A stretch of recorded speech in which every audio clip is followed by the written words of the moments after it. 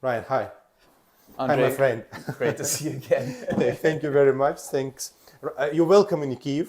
Thanks. You became our friend. I think you became Ukrainian foreigner or Ukrainian, some kind of Canadian friend of Ukraine, I would say. It's my seventh time here this Oh, year, and every time I go back, I stop and ask myself, why am I going back? And I think one of these days I just won't. thank you very much. So let's start our short interview because I have a lot of questions for you. I prepared a lot of questions for you in Kyivstrat Pro, our platform. However, my first question is your motivation. It's maybe very ordinary question, but it's my traditional question to my guests and my friends here, especially when we speak about war, about resistance to Russians. I think you, as a Canadian, is our your help is very symbolic, I would say, because Canada, United States, the English-speaking world is our reliable partner. But what is your personal motivation to help Ukrainians? I'm a founder by background and especially an impact founder. So I care about solving problems that don't just make money for myself, but are important. So that's my background. I've worked a lot in renewable energy, climate tech, and that type of thing. So I'm interested in solving, or contributing to solving the world's biggest problems. And when I was sitting in Vienna, where I live, on February 24th, and following the news, I realized, this is history. This is world-altering things happening in front of our eyes, and I'm not going to just watch it on TV. And so that first day, the first thing I did was Google Map. Where's Ukraine from here? 7.5 hours to the border. Yeah, that's okay. Transcarpathia. It's from a Canadian standpoint, that's a drive to a hockey game. That's no problem. And then I remembered also that my car has a button in the trunk where if you press it, a trailer hitch pops out, which I've never used before. And so I went out, I rented a trailer. I went to like an outdoor shop and said, give me everything camouflage, give me everything boots, give me everything freeze-dried food, and ran up a bill of about 30,000 euros, and then realized that they don't take American Express, which was the only way I could pay for it. So I had to do some figuring things out there. And then I just drove east, and I was making phone calls on the way. It was like, who do I know who's Ukrainian? And people were connecting me. And then finally, I got connected with Ukrainian scouts and filled up a tractor trailer with this stuff. And then I said, where are the refugees? They sent me to this famous Tesco, in Przemysl. And I walked around with a sign that just said Vienna. And I took a mother and a daughter home, and they lived with me. And then I just kept going. And then I got in WhatsApp groups, and they were assigning support tickets, basically, pick up these refugees, whatever. And then I grew and grew and grew, and I started collecting money from my friends and my classmates from school back in Canada. And then I started renting buses and moving refugees through buses. Then I started buying stuff for the military. Then I started buying SUVs and pickup trucks and vans for the military, and thermoscopes and helmets and walkie-talkies and that type of thing. And, like a lot of people, I think my thinking was early on, well, we'll start, and then the Red Cross and the governments and these organizations will take over and figure it out. They never did, right? They never did in a way where there aren't gaps. So, to this day, 2.5 years into it, I'm still as active as I was back then. Ryan, you grew up since the beginning of the war, after you was just an independent observer, and now you are international humanitarian activist. You're a public figure who represent, I would say, voice of civil society, international civil society. You try to promote Ukrainian problems, resolving all the Ukrainian problems abroad, and you try to bring the Western methodology to Ukraine, which is very important. So the humanitarian sector is a very complicated sector because I am also involved in this sector. I understand that Europe and West cannot give us every day what we need. We Ukrainians should be self-sufficient. I know that you were active in the analyzing the energy sector, climate change, climate tech. You try to help us to be self-sufficient. What is your accurate potentially contribution, maybe in the sense of the resolving our problems and in the sense of making Ukraine better? Well, I'll continue to work on the micro, what I'll call, which is, I watch the classified ads, and when I see Mitsubishi L200 pickup truck for a good price, I'm going to buy it and bring it over and give it to a unit, right? So this kind of stuff is really important to me, to stay grounded in this and to remember, right? To not get lost in kind of the macro stuff and the PowerPoints and all this type of thing. But that said, I am working on the macro side as well. I'm a co-founder of Invest in Bravery, which is an organization that's hosting, actually at the time of recording, in 2 days, I know. we're hosting an event. You'll be there. 150 people will be there. Half of them are international investors, stakeholders, media from Europe, North America. The other half are startups from Ukraine, ecosystem builders, fund managers in Ukraine. And the important thing here, so the goal is to matchmake investment with startups, increasingly defense tech and dual use startups as well. But the secondary and just as important goal for me is to bring people from the West and realize that this isn't some no-go war zone. This is a vibrant city. This is a place where the economy and the tech sector is growing. This is going to be the most important sector in the world for defense tech. I agree. And people can't ignore that. And the people who wait are going to be too late. So that's why we call it Invest in Bravery. Come now while the conflict is on, right? And show your commitment today to building for tomorrow. One additional question concerning the Invest in Bravery and your activity within Invest in Bravery. What is the reaction of potential foreign investors? Do they have an interest to come here? Because we don't have plane connection. We have problems with air defense. So we have a lot of actually security problems. But you are here. I'm here. My mother in Kyiv. So millions of people in Kyiv. But what about foreigners? It takes a special type. It does.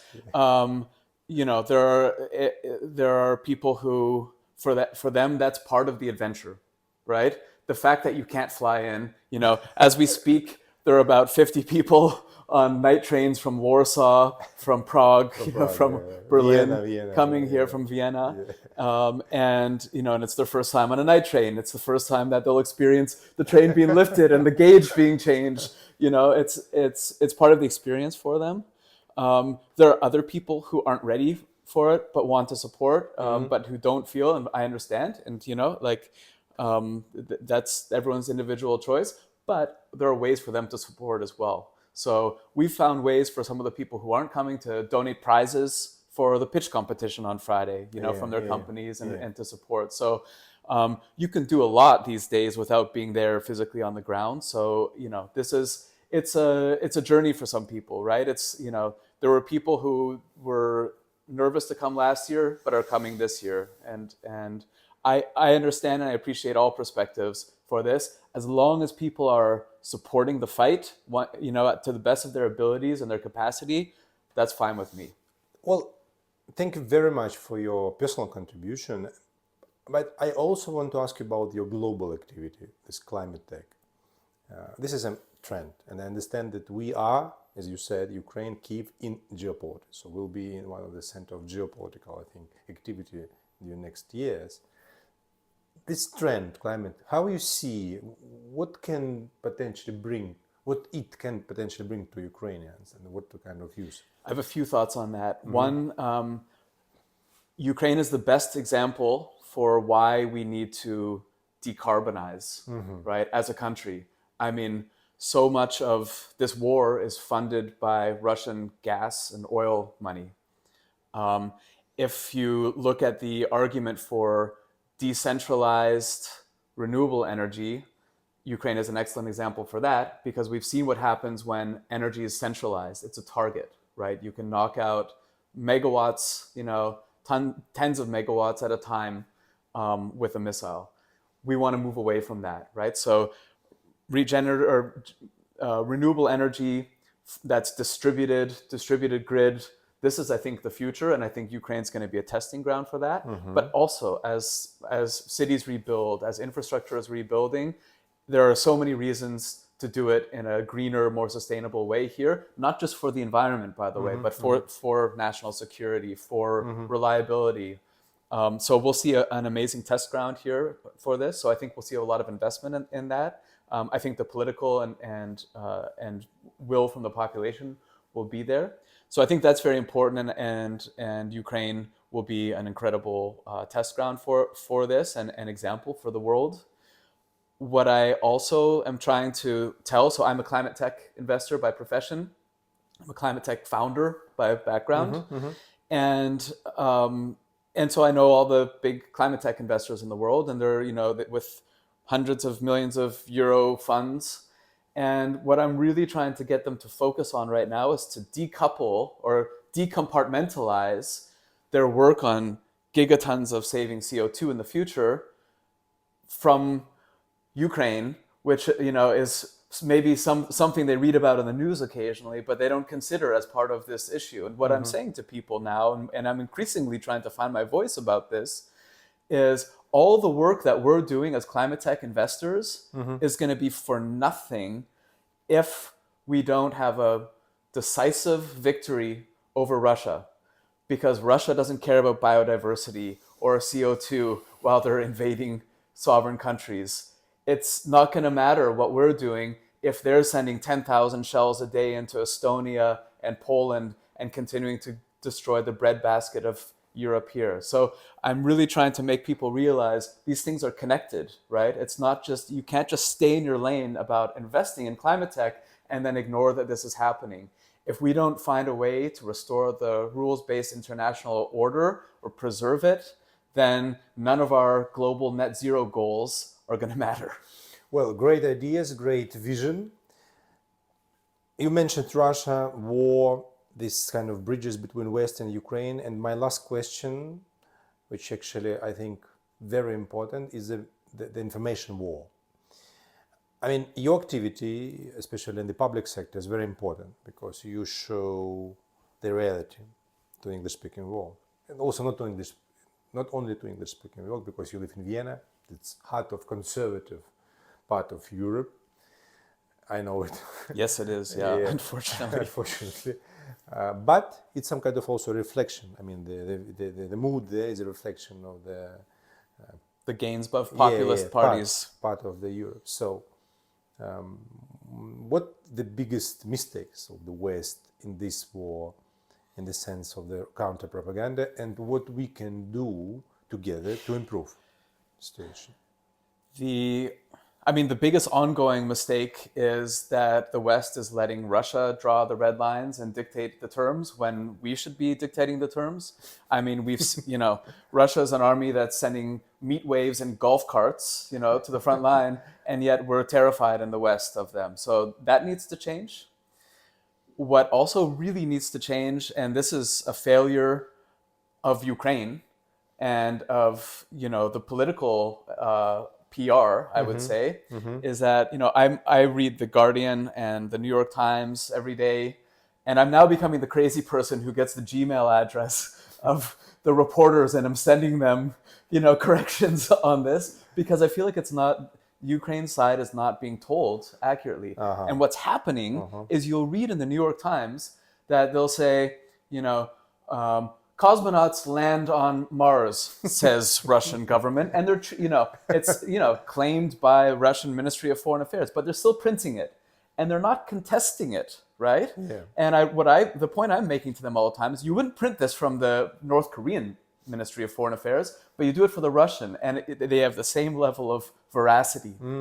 So what we need, there needs to be one person, preferably an American or a Brit, sitting here in Kyiv, in fact checking, yeah, and just watching, as this stuff comes through, and sending out, and from Zelensky's office with that, that stamp saying, actually, that's not true, So we just need the voice of reason and the counterpoints. The voice of Ukraine, yeah. Right, and the voice of Ukraine coming out, because Russia is doing a really good job of just putting these statement after statement after statement of total bull out there, but it's being picked up by the media.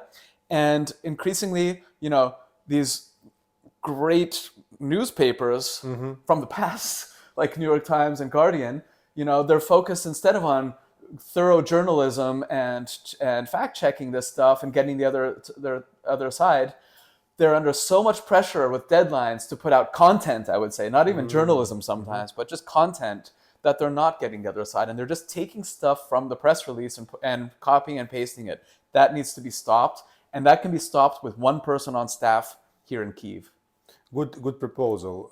And I think you're right. And maybe some things which you now mentioned are made still going on unconsciously, I would say, not in the sense of intentional negative tendency against Ukraine. I think some Western media do it historically, just took some examples from Russia propaganda, which you're right. But the result will be the same. Yeah, it's a legacy of Soviet propaganda, actually.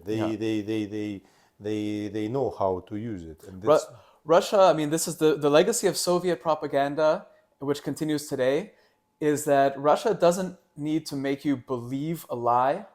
They just need to make you doubt the truth.